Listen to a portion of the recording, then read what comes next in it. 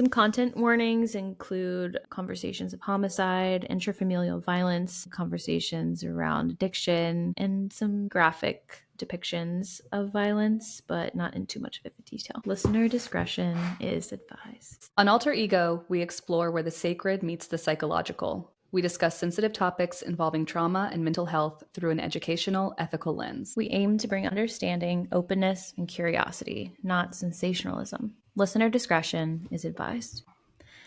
So, I am super curious, and answer to your own discretion, of course. What is your experience with sleep paralysis? Oh my God, I think I know what we're talking about. I'm so excited. Okay, so actually, not me, but actually, I experienced it one time and it was very brief, but even that very brief time was enough that I never ever want it to happen again. But actually, my mom experienced it really bad, and I think that she would be fine with me telling this story. We have been close my whole life, and because of that, I know her and her behavior and all of that very well. And there was a time not too long after my dad had passed where her behavior was off, and not just in a grieving kind of way. And I remember one day I said something to her and she got very, very, like almost immediately hurt or offended or upset by me saying it. And I was like, whoa, what is happening? And she was on the brink of tears. And I was like, what's going on? What's happening? Yeah. And she kept going that way for a while, where it was just like bizarre behavior, but and very, very hypersensitive. And she finally told me that she'd been feeling really uneasy, but she also had been having really, really difficult sleep, basically. And that she would wake up and not be able to move. And she felt like something was sitting on her chest and all this stuff. And I said, do you know what sleep paralysis is? And she had no idea. She had never heard of it. And this was almost 8 years ago at this point. And there just coincidentally happened to be streaming. We probably only really had Netflix at that time, so it was probably there. But there was some sort of documentary about it. And I sat down with her and I made her watch it. And she got so emotional because she was like, this is exactly what has been happening to me every single night. And I looked up a medication that she had just been put on every night. And I looked up the medication that she had been put on most recently. And then the number one side effect was sleep paralysis. And so she called her doctor and he said, cold turkey, go off it immediately, come in, we'll talk about it, we'll change it. But that has always stuck with me because, one, sleep paralysis, so scary, even if you're not seeing demons in the corner. But I think she said that she was seeing some stuff too. That's so scary.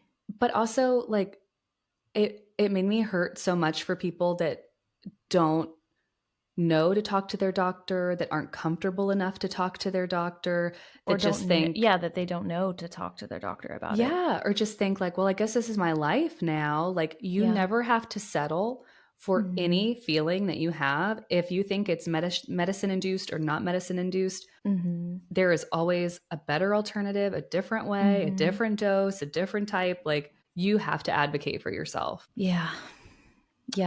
But that's my only experience, is her being like so impacted by it and not even knowing what it was. Do you know if she only experienced the paralysis, or so there's different types of, and this is going to be a little bit of what the science part and the, like psychological, the more like tangible stuff that we'll get into later, is like all the different types of parasomnias. But do you know if she did any sleepwalking or it was only sleep paralysis? That's so funny. I would say at that time she was probably sleepwalking more than she was even aware of. Oh my God. But I don't know if she would categorize it that way. I would, because she would not be coherent, but she might be like up and walking around, and we might even have like a conversation, and the next day she wouldn't remember it. And so I would put that into that category. Definitely. But she also talked about feeling like an elephant was on her chest, like just intense pressure. Being pinned down, and like she could move her eyes, and feeling like she wanted to yell out for help, but she couldn't. Yeah. Have you ever had it? I have. I have had both sleep paralysis, and I haven't slept walked since I was a teen. So I was going through some like more emotional distress. I I actually, there's like this funny story of uh, I slept walked. This is like a computer room era, but instead of a computer room, we had like a specific section of our loft area that was kind of open to the rest of the house. But that's where our computer was because, Mm-hmm. we didn't have phones and stuff like we do now. But anyway, my mom was sitting at that desk and I had gone to bed, but I got up and walked across the loft and she was apparently talking to me. I have no recollection of this. And apparently I told her I had to go to the bathroom and I went and sat in the chair across the loft and was just sitting there staring at her. And she's like, okay, well, you can't, that's not the bathroom. And she said I was super agitated. And she's like, I was trying to get you to not like pee on the chair. I remember this story. You've told Did me I this tell you story. this? Yeah. Yeah, so that was just one instance. Another scary instance was I woke up as I was stepping down my staircase and I like caught myself because I was like falling down the stairs and I like wound up not getting hurt or anything. But and then I've experienced sleep paralysis and I've also experienced hallucinations in sleep paralysis Like where simultaneous. Oh my God. there was actually there was this time where this was recently, actually the most recent time that it happened. My mom and I rented a house in on the coast for Christmas, not last year but the year before, and we were sleeping in the same room, but the beds were kind of like facing each other, like we were toe to toe basically across the room. Uh-huh. Really setting the scene for some whack shit that happened. This was by far the freakiest thing, one of the freakiest things I've experienced when it comes to any kind of in between space of sleep and awake. We were in this old house. It was built in like maybe like 1910 ish, and it already felt like spooky. And I was like, it just was like this old creaky coastal home that I was like, oh, I could write a really good book here, you know? Right. And I woke up. I didn't really wake up, but I was trying to talk to my mom and tell her that there was literally the best way I can describe this is imagine about a 2 foot wide sphere of snakes made out of a dense fog. They were all moving in and out and around, and it was like they were forming this ball, and it was kind of wispy. And I was talking to her and trying to tell her to like that was there, and I was like really upset. And the words that were coming out of my mouth were gibberish. It was like I was talking to her, and I couldn't. It was like when you're in a dream and you're trying to run, but it was with my voice. So I was like desperate. And then I just started laughing hysterically. I hate this. And it felt like something was going on that I was completely out of control. I had snot and tears rolling down my face because I was laughing so hard because I did not understand what was happening and my body was just having that response. And so of course my mom wakes up to like me mid hysterics and she's like, what the fuck is going on? And I couldn't even tell her. And it took me, I would say, eventually she turned the light on and the visual hallucination like went away, but I still couldn't speak to her. And she almost took me to the emergency room because she thought she was thinking I was having a stroke or She something. should have taken you to a priest. Yeah. This is the scariest story I've ever heard. It was scary.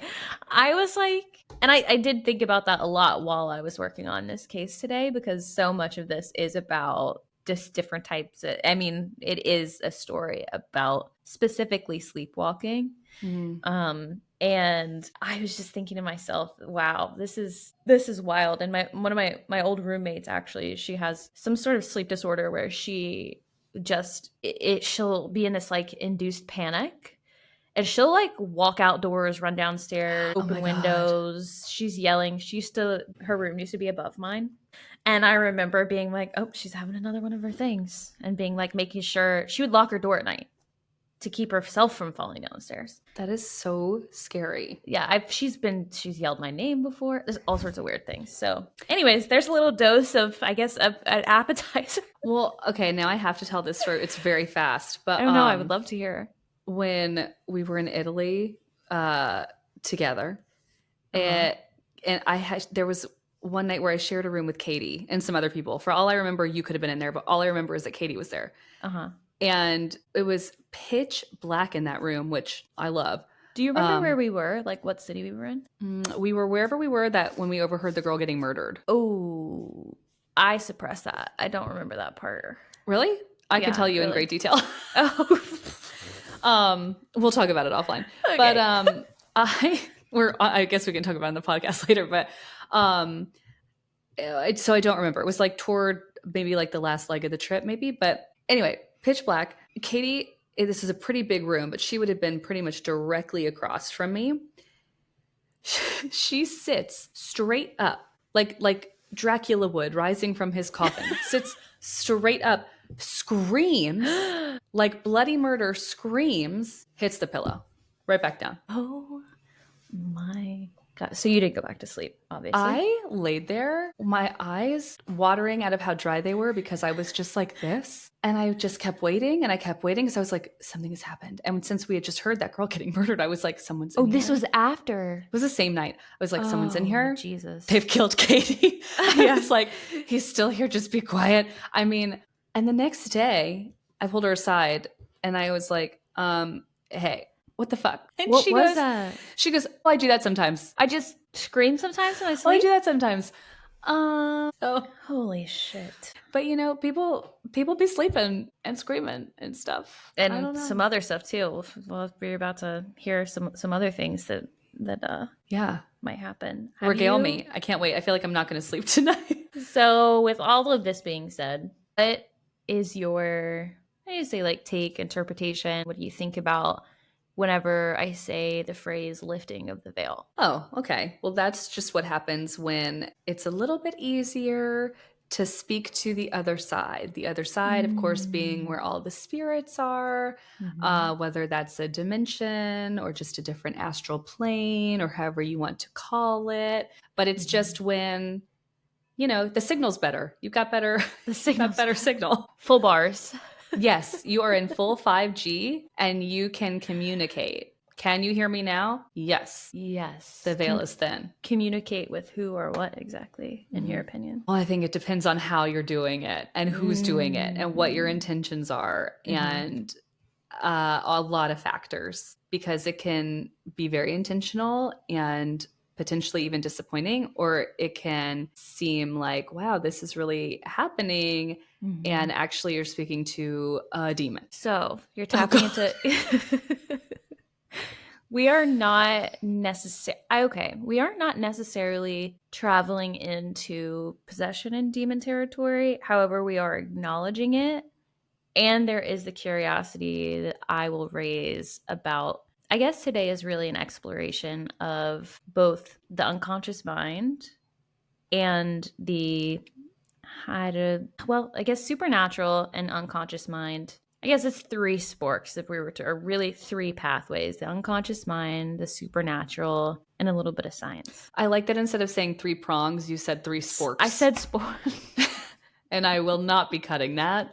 I love it. So we're going to do a little bit of cultural exploration first. So a little bit of religion, a little bit of culture. One of the most common, or a few of the most common things across cultures about sleep paralysis, sleepwalking, parasomnia, is that the nighttime is a liminal space.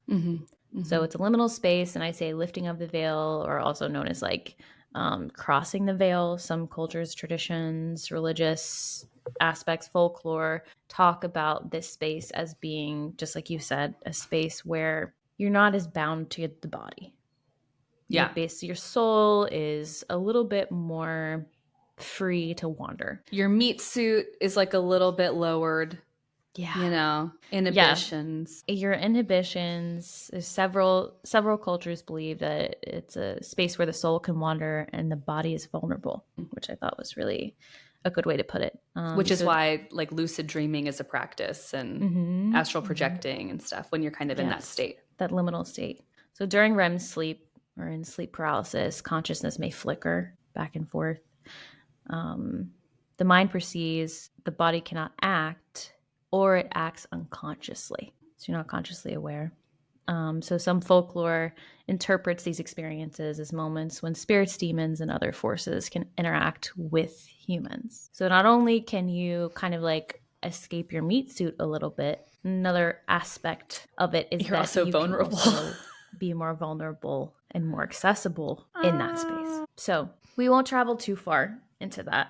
Okay. And today's not necessarily about a possession or any demonic forces, at least that we know of. It's part of my curiosity in today's case. So in some cultures, sleep disturbances or paralysis and traditions, or I guess many different types of traditions across cultures, they link these entities to sleep paralysis, chest pressure, or hallucinations.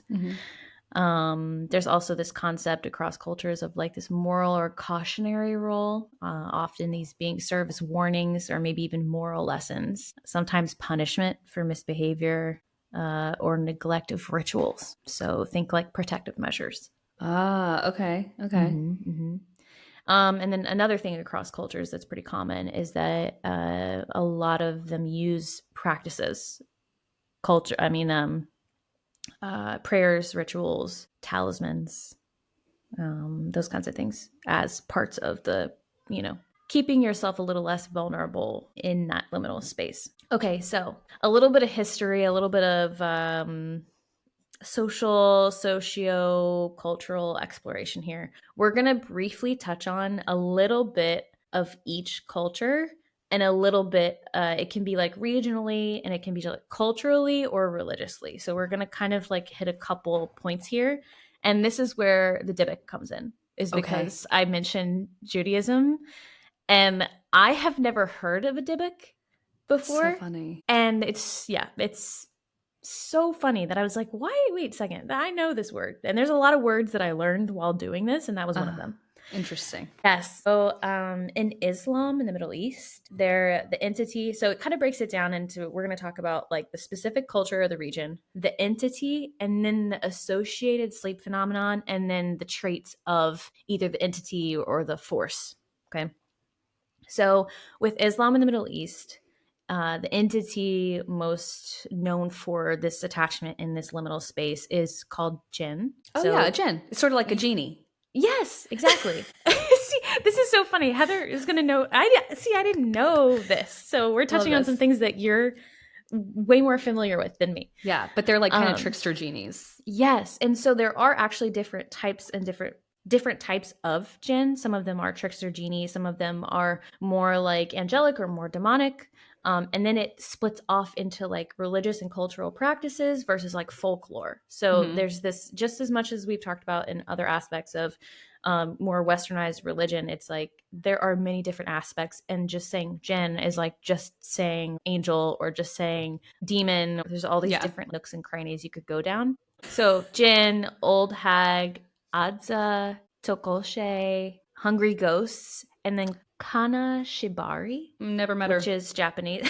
So across different types of religions, cultures, all these different types. I did print out and we could further explore each one, but I kind of wanted to just do like a little brief one because here's what I think I want to do is in another episode further explore each one of these in detail.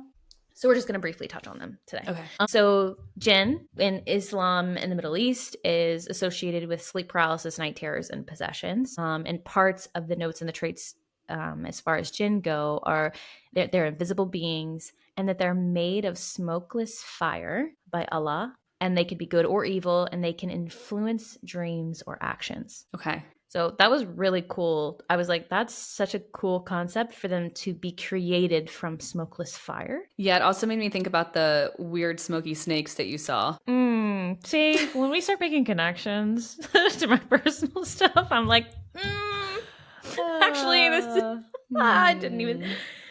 Okay, well, didn't think about that. Okay. Anywho, in Western Europe, Newfoundland and Christian cultural religious practices, demons, night hag, and old hag, also known to be tied to sleep paralysis, specifically chest pressure and nightmares, night terrors. I keep making a face Mhm. because I'm like, night hag and old hag are definitely tickling my brain somewhere They're somewhere in there. because aren't I feel like yeah, I feel like nothing else I've seen some portrayals of them in media. Mm-hmm. You But have anyway, definitely that was one of the that's one of the branches is the interpretations or depictions in media that each one of these things. There are multiple like different types of did you ever media. see Drag Me to Hell? Mm-mm. Terrible movie, but people are going to be like, it's a great movie, terrible horror movie. But there's a spoiler alert: this movie's like 20 years old. This like old hag that like lays on her chest and like vomits goo into her mouth. Oh, I that's think hot. that I think that that's I think she's supposed to be like that, an old hag, night hag, demon thing. Yeah, there's this you know that well, we almost use this as part of the what do you call it? The first rendition of our show graphic that I had made had the nightmare by Fuseli. This depiction of the nightmare, right, where there's a horse peeking around the curtain and then there's this demon sleeping on the woman or sitting on the woman's chest. That's Mm-hmm. always whenever I think of like chest pressure or sleep paralysis, that's the first thing I think of. Yeah. And here in this night hag, old hag spaces specifically, some of the traits are sitting on the sleeper's chest, inducing immobility and terror, and sometimes can be depicted as a witch or crone figure. Mm-hmm. So that's where we get a lot of that media depiction. Southern Africa, Tokoloshi. This is sleep disturbances and also nightmares. But this one is more a mischievous, evil spirit, and it's associated with protective rituals used to ward off other spirits. Okay. Yeah. And a couple more. West Africa, there are the Adze, ADZE, also connected to nighttime mischief, types of illness, and then dream disturbances. So I guess different types of night terrors, but dream disturbances specifically. I'm thinking about what my interpretation of dream disturbance is that if you get disrupted in a dream by an entity or something, but that may or may not be accurate. But this association is like shape shifting spirits, and they can enter homes and influence sleepers. Hate that. Yeah.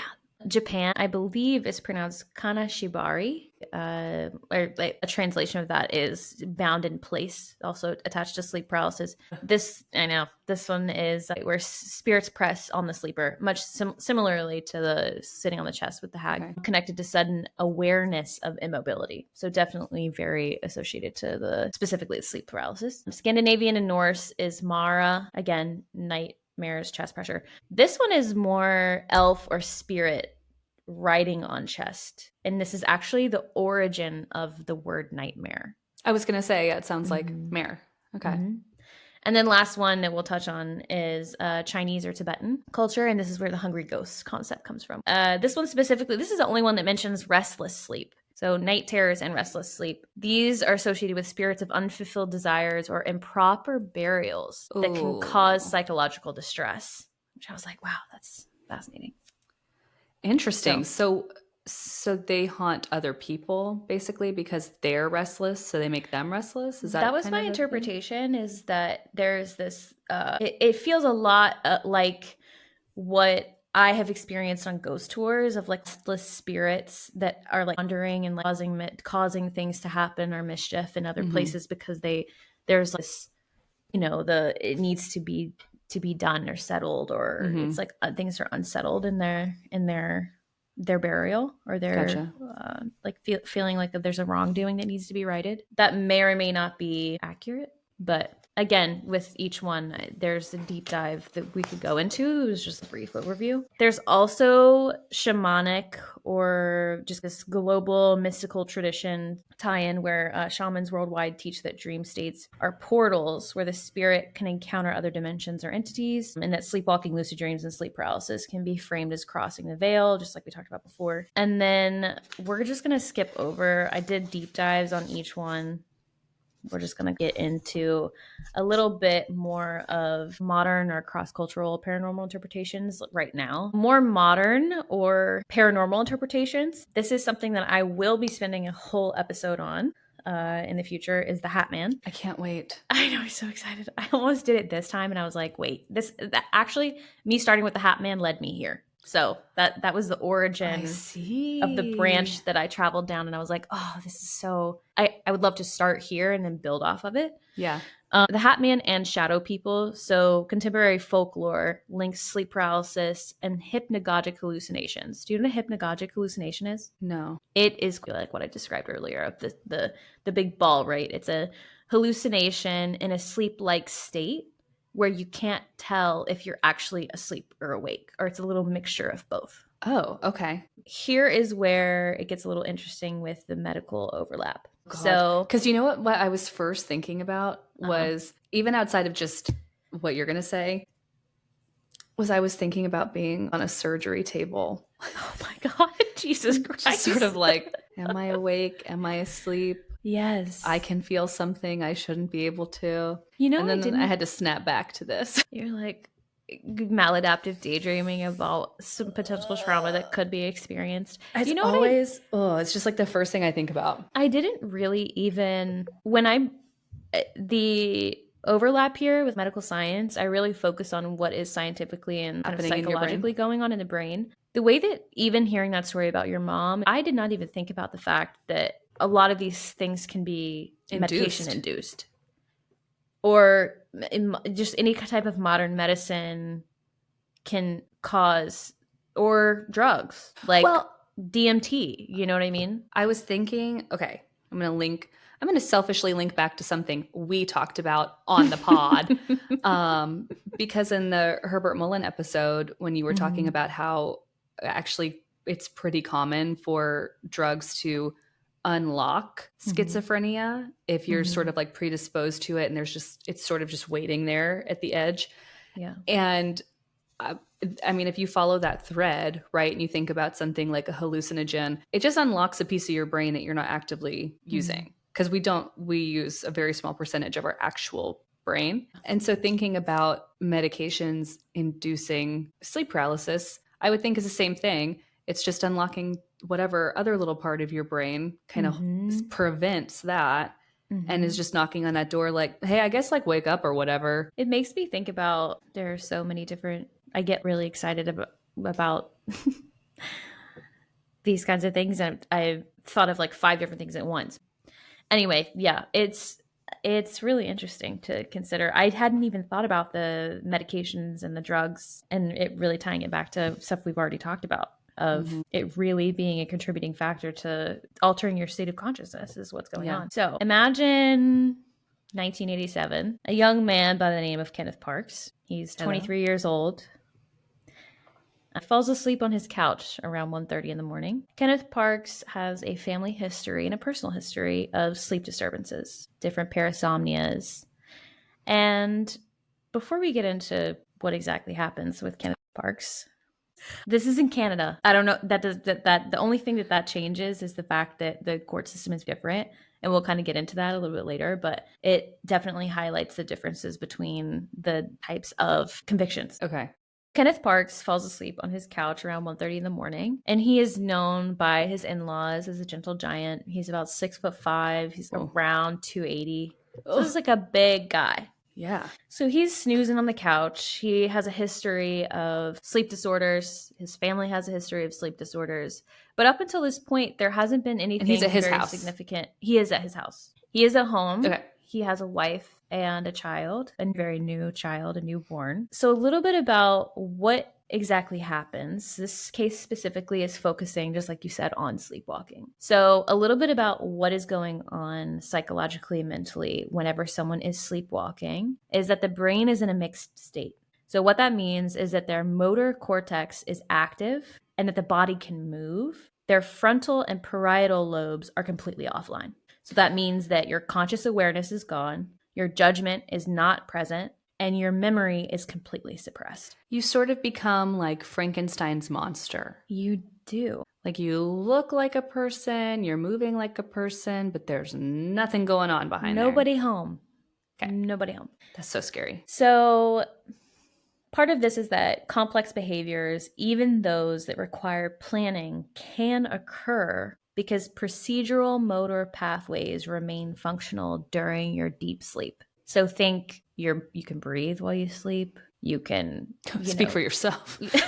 I guess that's a very Yeah. privileged statement, Must be nice. if you don't have sleep apnea or some sort of like Go on. Sorry, I was just very activated by your how elite that was.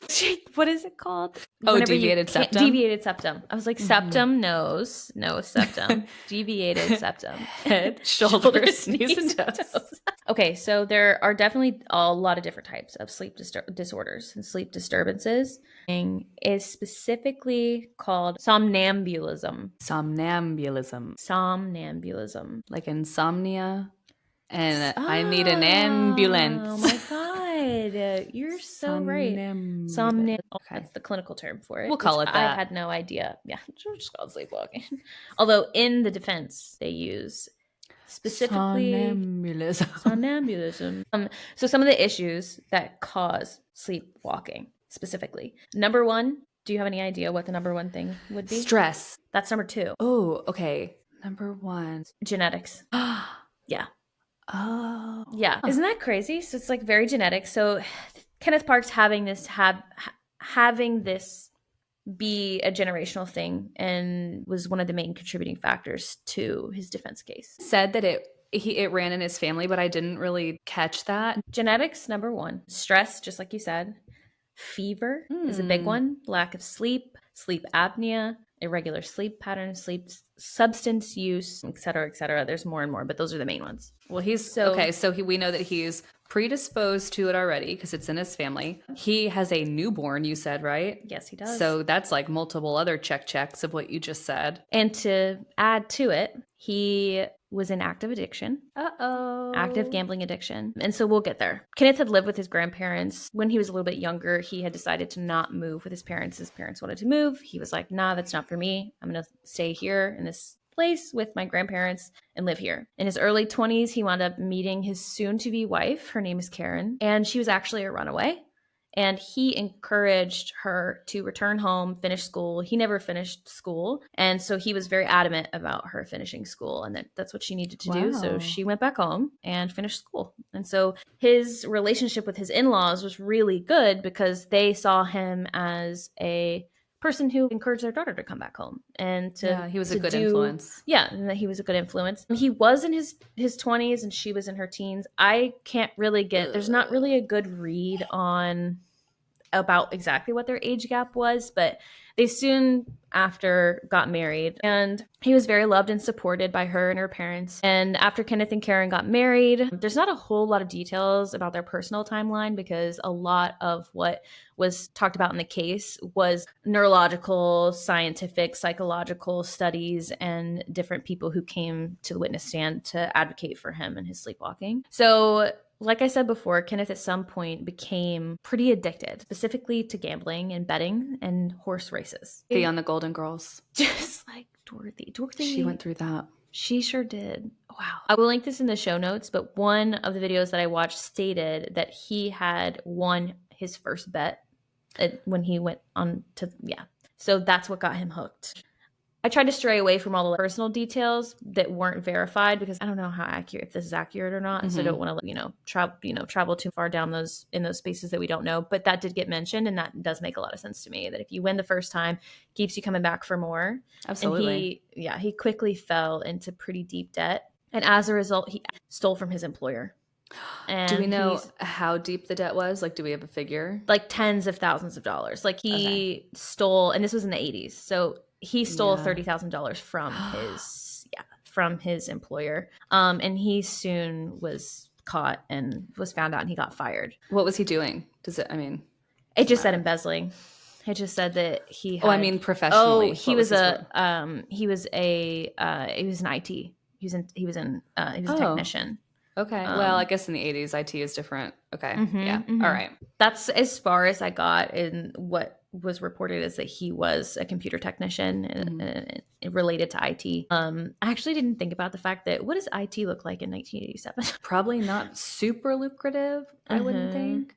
I Walking mean, into a giant room of computers is probably what it looks like. I don't know. yeah, I mean, it would still be relatively specialized, but yeah, $30,000 probably did seem like he would never ever make that. You know Yeah. what I And mean? I don't Like, even know if that was the total of his debt. It I'm was just sure how it much he wasn't. took, you know? So Yeah, that that was was just like probably just like to make a dent. desperate attempt to just, yeah, exactly. Ugh. Well, So and of course, I'm saying that as if he was trying to pay off his debt. I'm sure he probably actually just wanted more money to he gamble might with. have. I mean, the reports say that it was to try and pay down the debt. So that he Okay, did okay. steal the money to try and pay down the debt. So at this point, he had not told anybody yet what was going on. He loses his job. So now he has a brand new baby. He has no job. He is in immense debt and he has been gambling away all of their money. And nobody knew what was going on at this point. Mm. Yeah. So as you can imagine, this is extremely stressful. And like I had said before, his family has a history of sleepwalking and night terrors, sleep paralysis, and he also was known to be very difficult to wake. So it was a really hard person to wake up. And I Mm. don't know if you've ever experienced this before, but if I have a grown man sleeping next to me and I can't wake him up, I'm not going to be trying very hard. Do you know what I mean? I'm not going to be like, shaking them. I'm like, I don't want you to freak out on me if I wake you up out of this deep sleep, you know? No, we were raised differently. I think I'd probably be going for like a bucket of cold water. Yeah. Be like, get out of bed. Get up. Do something useful. Yeah, no, I'm more like There's coffee on the side table. could you get out of my bed, please? I have to go to work. Do you want me to Uber eat some breakfast to go? I'm like stripping blankets off, like, wake up. Get out of bed. So later on, during the defense testimony, they actually did brain scans on him and showed that he has irregular brain activity while he is sleeping. So they actually did a sleep Wow. study on him, and it was proven that he had very different levels of brain activity in his deep sleep. So with an immense amount of financial distress, the lack of sleep due to helping care for their new baby, Karen's parents offered to help. So they set up a meeting for May 24th of 1987 to work through their options and for Kenneth to share what exactly had been going on. However, that meeting would never happen, and Karen's parents would be the ones that were in need of help. Her parents' names are Barbara and Dennis Woods. They were asleep in their home in the early morning hours of May 24th. Any idea around what time this might have happened? This 3 is a.m. something sure did. Mm. So sometime between 3 to 4 a.m. And this is another branch that I wanted to travel down, and maybe we can get through the case and then kind of, come back to this witching hour concept. Yeah, I would like to Yeah, let's do put a that. pin in Okay, that. great. I put in bold beside it, witching hour emphasis, because I knew that was going to be I something have that you would some want to talk questions and theories. Yeah. So this is a little graphic. So Barbara died by skull fracture and multiple stab wounds, and Dennis was strangled nearly to death. The parents. Okay. Yes. I kept, because he had such a perfect Mhm. storm of like family annihilator, Yes, I you know? And Yes. so I kept thinking it was going to It was be going to the be wife and the child. So Kenneth had gotten up, he got dressed, and remember where we started. Around 1:30 a.m., he fell asleep on the couch. He left his home, and reports stated that both doors, the door to his house and the door to the garage, were left open. He drove 14 miles to his in-laws' home. He unlocked their door with his spare key, and while they were sleeping, he came into their room. And mixed reports say that he grabbed a tire iron from his garage, and then some reports say that he grabbed the tire iron from their garage. So that is a contradiction. I've seen contradicting statements around where, and the court case is 1,100 pages. I started to read it and I was like, I don't have enough time to read this whole case Yeah, report. that's the Bible. Multiple reports, one saying that he did grab the tire iron from his garage, and the other one saying that he grabbed it from their garage. So he took the tire iron into the room and he strangled Dennis until he passed out, perceivably dying. And then he beat Barbara to death with the tire iron. And at some point, he got a knife and then proceeded to stab her.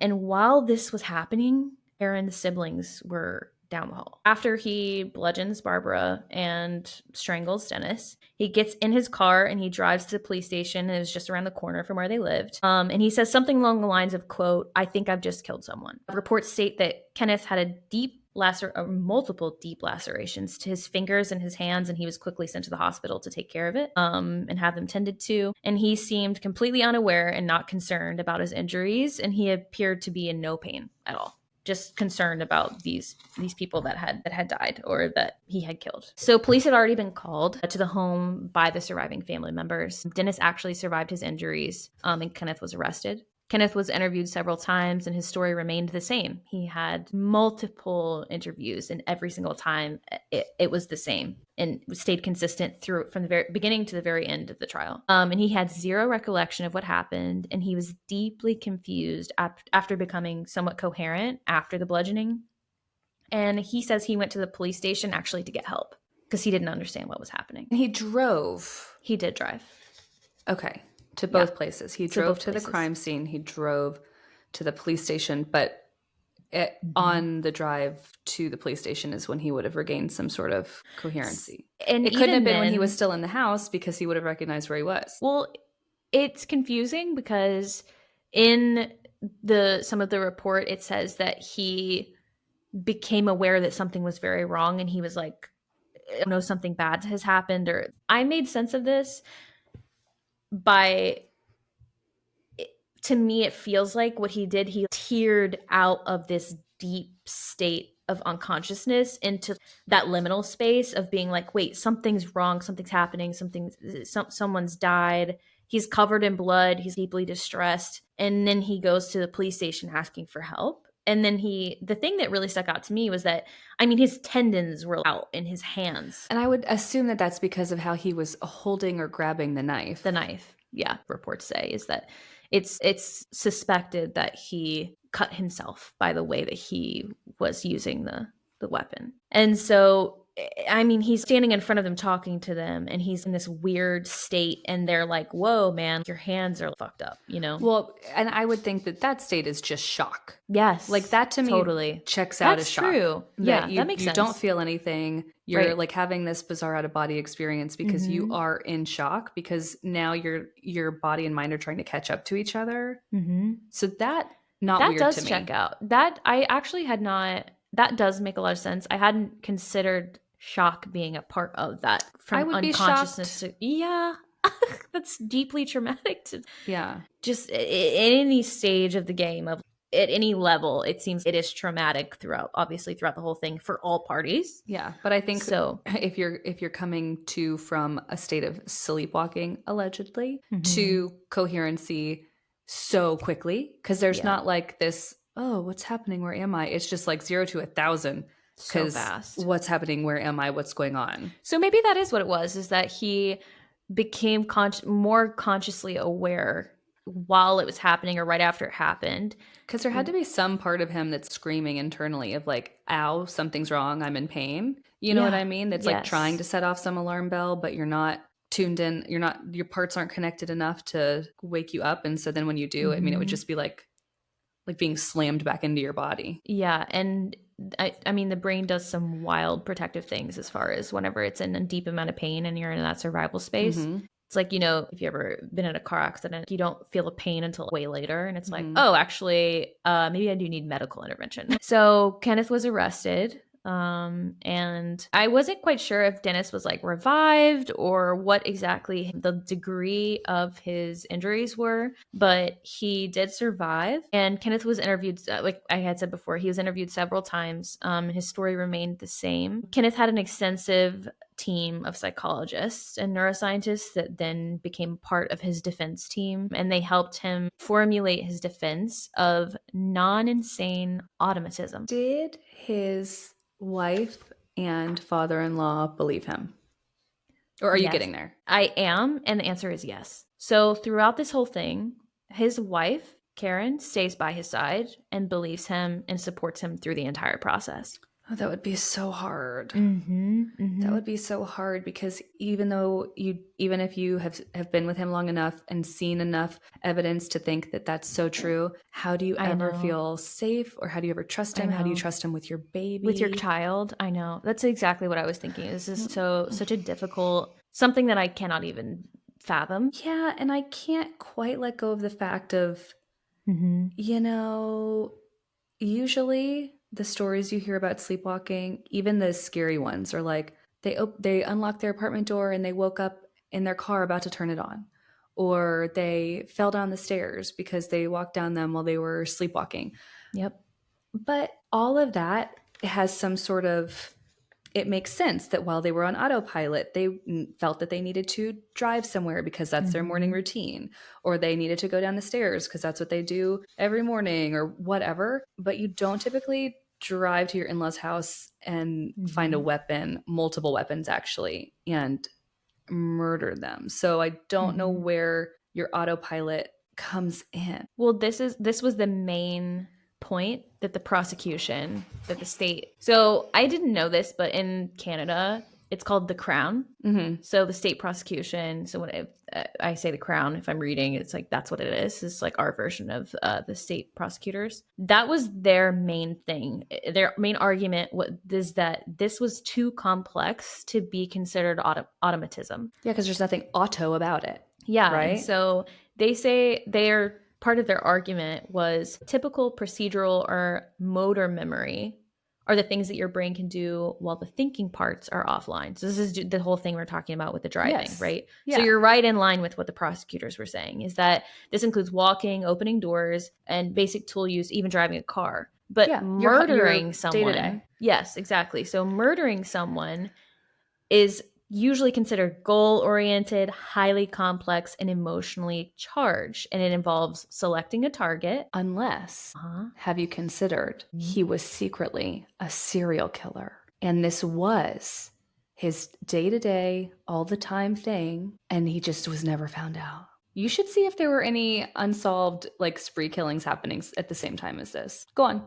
The silence is because wait, I mean, it's Heather. not like he would have been able to say, no, this is automatism because I do this every day. I have stayed thinking about this for days as to why would using a tire iron on someone be automatic, right? I was leaning and going into the route of him having like deeply suppressed shame and it manifesting and like getting rid of the shame, the having to face the shame and that being the manifestation. But even then I was like, okay, this is a far cry to how does the body then, right? And this is where we started, was talking about all this demonic stuff of sleep paralysis and all the different Mm-hmm. folklore traditions and all the things overcoming your body, right? Yeah, because it also could be that he had, what was it? It wouldn't be like a monkey on your shoulder. It'd be the old hag on your chest, I guess, that was Mm-hmm. like whispering to him of, it would solve all your problems, as if you If you just, got rid of them. if you did this, they've probably got a juicy life insurance policy or like whatever. Yeah. But yeah, I think if you're not going to go the supernatural route and you really are going to try to defend this, Mm-hmm. you have to find some sort of, already in what he did. And I am really curious to know if it was from his house or from their garage, because I do think that makes a pretty big difference in terms of, was this subconsciously premeditated Mm-hmm. Mm-hmm. or Mm-hmm. not? So in his defense, right alongside with where you're going, right? We're going to kind of explore a little bit further about what the psychologist and the neuroscientist said that helped his defense so much, in that the defense is called non-insane automatism.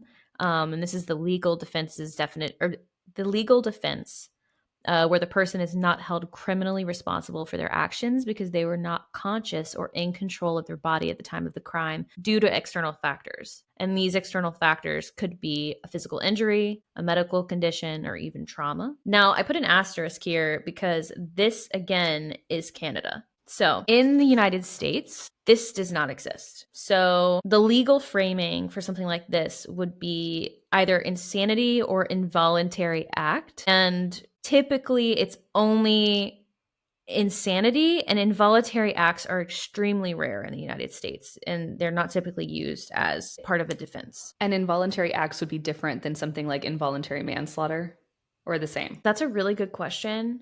I think that this specifically, whenever it's referring to involuntary acts, is more correlated with automatism, which is your body like you are not conscientious and you're not able to be, it's not a voluntary action because something inhibits you from being conscious. Okay. So I that's how I interpreted it, is that involuntary, whereas involuntary manslaughter is like, oh, this was an accident. I Mm-hmm. guess they do Well, I meant more in overlap. the States because if it's just Oh, insanity or right. involuntary, I didn't know if that was the same.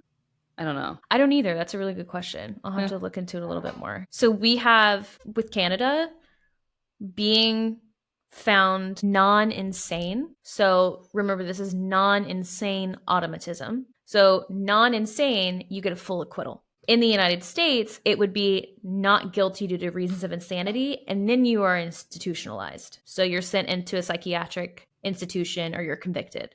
So you don't get acquitted in the United States. So if Whoa. this were to happen here in the Very different US, outcomes. he would have gone into a psychiatric facility. Yeah, and he was fully acquitted in Canada. Yeah. So sleepwalking, this case popped off. It really was sensationalized, and it brought the concepts, and we'll kind of get into a little bit later of what controversies that this, elicited. Did he have a jury? He did have a jury. Yeah. Hmm. So sleepwalking in Canada can be treated as non-insane automatism, and then in the United States, it's usually treated under insanity, or it's completely rejected altogether. So sometimes it's like not even considered. And I Mm-hmm. was doing a little bit of sleuthing, and it was like, yeah, no, this is. I mean, the lawyers in the U.S. don't even attempt to use sleepwalking as a part of their defense, Mm-hmm. because it would be thrown out. This case was quickly sensationalized because it was the introduction of automatism as a legitimate defense in court, period. So this had never, to my knowledge and to what I had dug into, this had never been attempted before. And then also another note here is that most of the time, religious beliefs and cultural context, spiritual and religious stuff is not even accepted in a court of law. So Sure. Yeah. that kind of stuff is not even Except relevant for in the most part where you have cases, to swear on the Bible. except for the part where you have to swear on the Bible. Mm-hmm. But everything Yeah, else, but not allowed. but nothing else is allowed. That would be asinine. Completely inappropriate. So 5 different neurological and sleep experts were called by the defense, and they stated that Parks was in a state of somnambulism. It's such a hard word to say. Huh. Somnambulism. And that the condition was not neurological, it was not psychiatric, and it was not a disease, quote unquote, a disease of the mind. And this, in turn, is the necessary differentiating factors of automatism and also the non insanity part. The jury deliberated for 9 hours, and they came I would think it back. would be longer. That's I why I asked know. if he had a jury, because I was like, they probably He had a deliberated for jury. days. No, you know what? I thought the same thing. I was like, this feels like it would have lasted forever, but it didn't. But first of all you need is reasonable doubt. Mm-hmm. And I think Mm-hmm. seeing the family stand by him so much would have Definitely. been pretty difficult for me as a juror to overlook. Mm-hmm. But, interesting. I mean, yeah, there's multiple aspects of this that blew my mind a little bit. One being that again, just very similarly, that they only deliberated for 9 hours. So after deliberation, they came back with an acquittal, and he was released from both charges, one of first degree murder and the other of attempted murder. All while, like I said before, that his wife, obviously that we talked about, stood by his side, believed him, supported him. And however, 4 years later, they did wind up getting divorced, and he has since remarried and has had 5 other children. Holy cow. Yeah, and he has never, at least that we're aware of, had another reported incident. And his case has been known to raise controversy around what should or should not be considered as part of defense, and specifically in the context of, whether someone can be found culpable or liable, or if they're held responsible for their actions if they're in a state of I non insane automatism. Okay, I have a theory. Okay, I'm ready. I have a theory different than my he's a secret murderer This theory. I still want to explore that too, and the witching hour, by the way. Let's talk about like dream manifestation, lucid dreaming. The reason that that people do it or try to learn it or practice it is because of the idea that you can sort of create the life that you want in your dreams, right? And I think when people talk about, oh, I had a really great dream last night, it's probably because there was some sort of wish fulfillment element to it, right?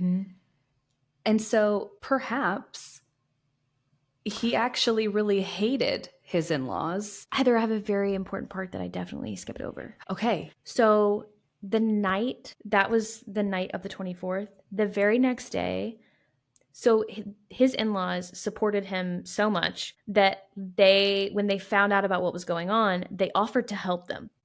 So they were supposed to meet the next day. And you saying this is automatically making me think about that, of like not having that. It sounds like an intervention. Intervention. Yes, that's the word I was looking for. But sort of, instead of them like, cornering him, he was sort of aware of like, okay, we're going to have to talk about it and get it all out and we'll figure it out. But it sounded like they were going to financially help them and like was supportive. And so, but again, you just don't know what the energy was around that. And yeah, and if there wasn't so a lot uncertain of caveats to that or shame or embarrassment. Right.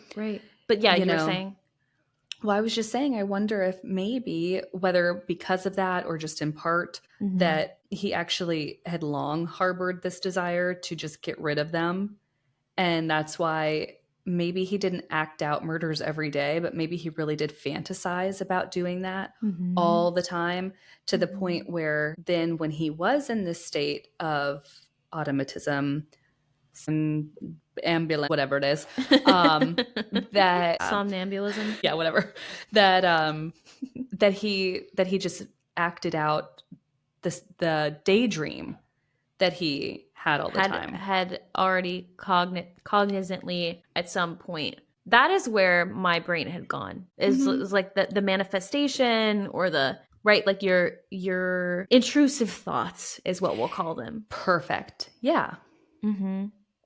So his defense team addressed this whole concept of the automatism and this being too complex, right? The prosecution was really adamant, exactly as how, just like how you were, about exactly what we're saying. How can this violent act be considered a part, like automatic, right? So expert testimony from these psychologists argued that sleepwalking, his specific sleepwalking, was exceptionally intense, and the combination of the stressors in his life, is all the stress, the addiction, the debt, had triggered his parasomnia, and the motor system can sometimes orchestrate complex sequences during deep sleep, especially if the behavior involves, again, like we said, habitual routines like driving, definitely not hitting someone with a tire iron. And finding one first. I think that's what I'm so hung up on. To get the tire iron, I know. And a knife. If he had just shown up over there and like strangled them. Yes.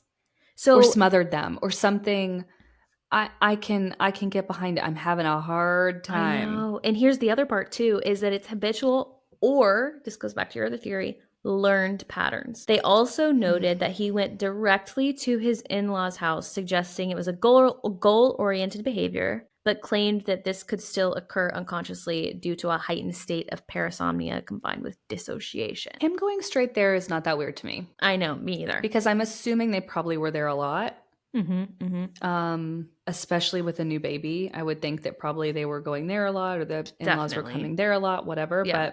But it's everything else that's really... Well, to affirm your skepticism, the whole scientific debate and the further skepticism, that folks argue that murder is not a learned motor routine. So it seems improbable that it could be performed in a truly automatic sleeping state. Right, exactly. Well, I mean, he did not successfully kill his father-in-law. But I can see it. It's sort of like how you thought you were talking to your mom and you were actually just going, blah, blah, blah, blah, blah. That's the energy it gives me. It's like you think that you're doing some violent act, and actually all you're doing is like flailing your arms around like spaghetti. Yeah, like when you're trying to hit someone in a dream, it's literally like you're moving through water. Mm-hmm. Like you can't actually do it. But that again, that's like in your dream, not IRL. Although I have definitely done some accidentally hit myself in the face while dreaming, sleeping, Mm. jumped up, doing all these. But yeah, there's no but again, I don't have a sleep disorder that is Yeah. deeply, you know, harmful, could potentially be super harmful. So supporters of the defense point to the documented cases of sleepwalking with complex behaviors that other people have done, including driving and leaving the house at night.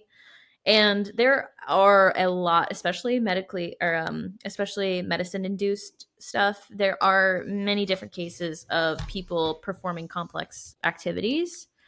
Um, and so the leaving the house at night supported the jury's findings that Parks acted involuntarily. The court discussed the legal distinction between non-insane automatism and the disease of the mind, and it emphasized the judge's role in assessing whether this was sufficient evidence for automatism. And the court accepted as a matter of legal procedure and evidence that sleepwalking can negate voluntariness and, where supported by evidence, can properly be submitted to a jury as non-insane automatism. Now, in later on, several years later, the Crown, the prosecution, did submit an appeal, and the Supreme Court upheld the ruling. Wow. And yep, they upheld it and they said that it still held true, and that they deemed that this was a legitimate defense and that he was not responsible, or that he did not do it. It was involuntary. Yeah, and I mean, it was the accountability. There's many different considerations and a couple things that I had written down. Well, and that's the thing. And even me saying wish fulfillment, I'm like, you could, and no, nobody is, but I'm gonna take the supernatural route of like, he could have had a djinn, right? Uh That huh. was, that was like, oh, you've always wished that they would no longer be a problem or they wouldn't be able to tell your wife what's going on. Mm-hmm.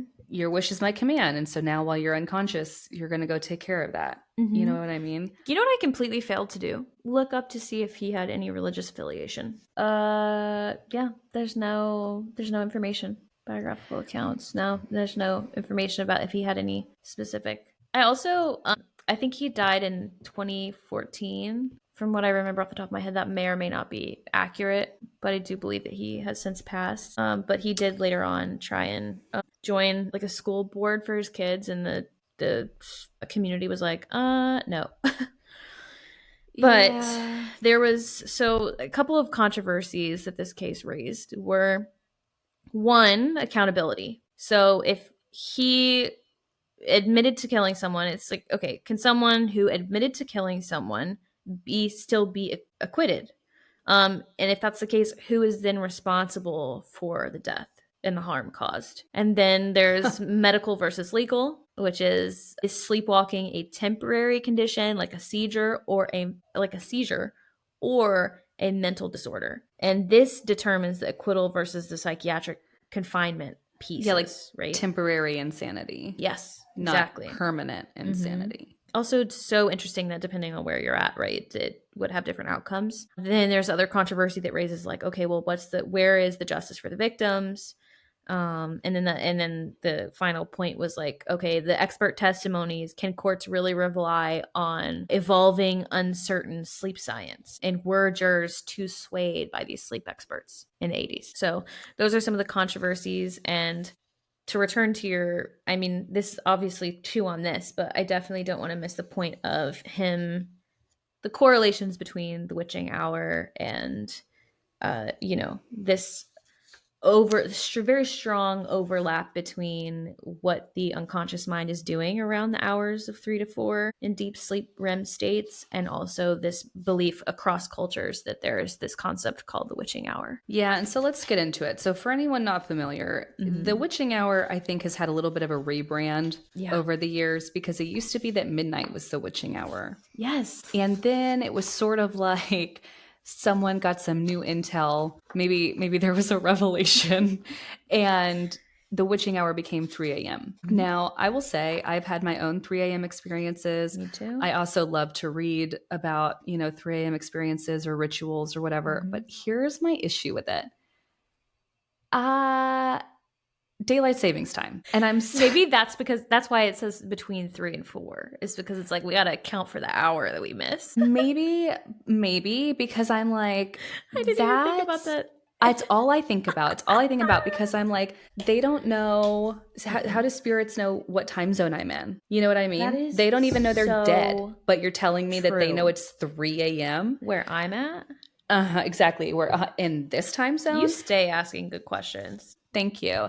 Because here's something else funny that I just saw was some people are saying, no. I'm still going to be raptured, but God is using an old version of a calendar and didn't realize that we are no longer using that type of calendar. And so here's the new rapture date. But that's kind of how I feel about the witching hour stuff of like, what time is it there? And what makes you think that things that are not bound by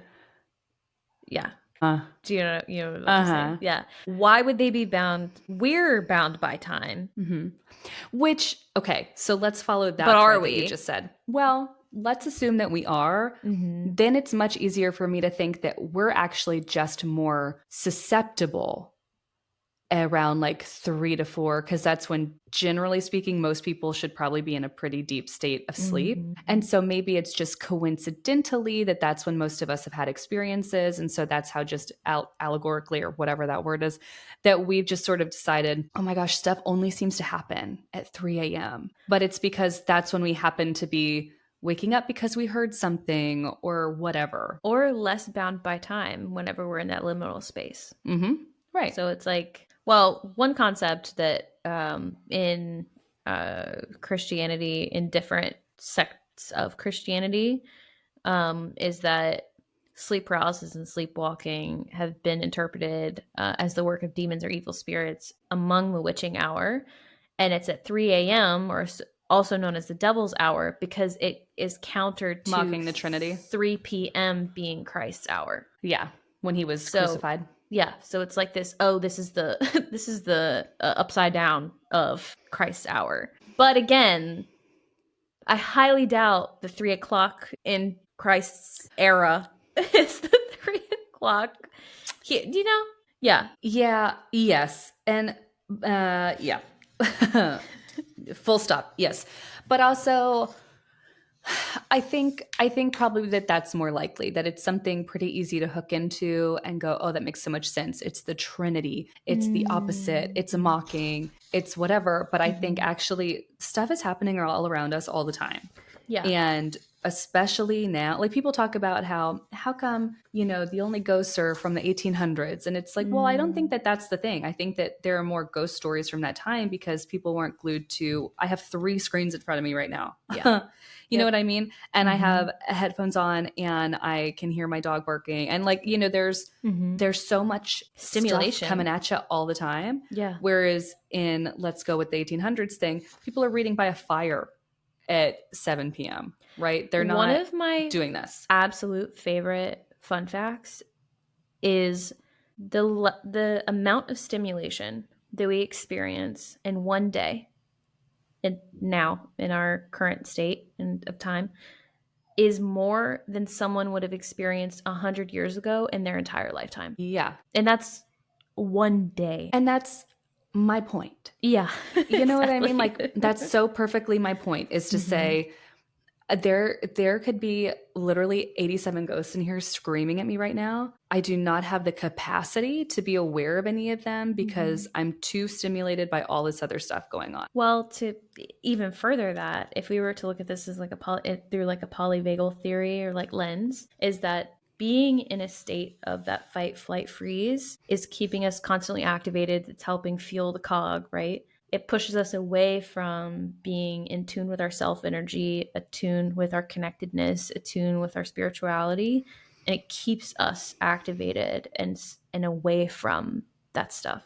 anyways, whether it's, I don't know what, I guess I don't want to exactly correlate self energy with, interpreting spirits or something, but, picking up on the stimulation, just period. Yeah, you're And just what like might you be going on filtering it around out. you. Yeah.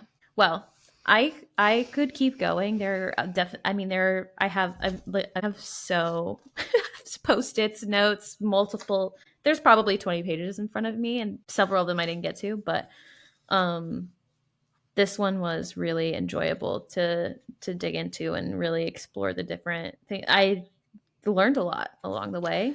Yeah, this was fun because it's not that the case itself was directly retied related. It's this one was fun because it wasn't that it was directly related to something with a religious theme, Mhm. but it's that the religious theme is directly tied to the case. Yeah, so You know? you could go across the globe and tell people this story, and they would have their own interpretations of what spirit possessed Yeah, like him, what or could have been what responsible for it. what was responsible for it, that overtook his body, or that made him act in this way, or that possessed him, or you know which I thought was so fascinating, because it's like so important to remember cultural context Yeah. in any of the stories that we come across. Yeah. Well, and even just to like, again, leading with curiosity, to think about Mhm. what if that case happened 1,000 years ago? Yeah. Maybe that case did happen 1,000 years ago where someone, in a Mhm. village somewhere committed a crime and said, I don't remember it. I was asleep. This doesn't make any sense. And they were like, okay, well, yeah, that makes sense because of this demon or this belief that we have. Would have gone really differently. It's also, like raises the question of like, yeah, we call it committing a crime. And really what that's saying is that it's socially harmful. And Whereas, biblically not all right. yeah. Yeah. Yeah. So, yeah, folks, if you sleepwalk, maybe lock your doors or something. I don't know. Put a Or if baby your gate at partner your door or sleepwalk. something. What'd you say? Put a baby gate at your door or Put a something. baby kid. Because at least that way, if you like trip over it, you'll face plant and wake yourself up. Mm-hmm. Just what you should do? Scatter marbles down your hallway. Legos. Oh, Legos would definitely do it. There That you would go. wake you right up. Sure would. Get out of bed. Well, Stumble out of bed and step on a Lego. That was, I think, how stumble out Dolly of was going bed to and start step that on the song. Lego. So good. Oh, Well, I will God. see you next week. I'm excited to hear what you have in store This for was us awesome, next Jerry. time. Good job. Thank you. Thank you. Thank you. See you later. Bye. Bye.